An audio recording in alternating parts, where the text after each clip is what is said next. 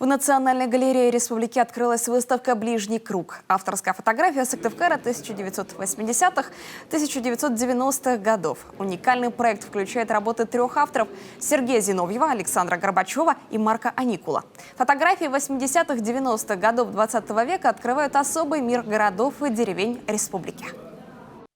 Казалось бы, вот подобные вещи можно было увидеть практически в любом городе Советского Союза, но при этом же в этих кадрах есть и маркеры, которые говорят о том, что это именно столица Республики Коми, что это Сыктывкар.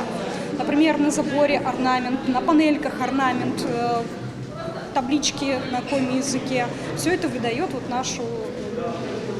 именно нашу местность. Это авторское высказывание, авторское восприятие того быта и реальности, в котором они находились. Поэтому это субъективные фотографии по своей природе, но в то же время они улавливают какой-то дух времени, особый дух времени, который неофициальный, который был не в официальных источниках, который был не в источниках СМИ, пропаганды. Это были их авторские снимки, которые были у них в столах, и в определенное время мы их достали из этих столов и сделали эту выставку, чтобы это было максимально интересно. По словам организаторов, выставка такого масштаба в Сыктывкаре проходит впервые. В двух залах представлено более сотни работ.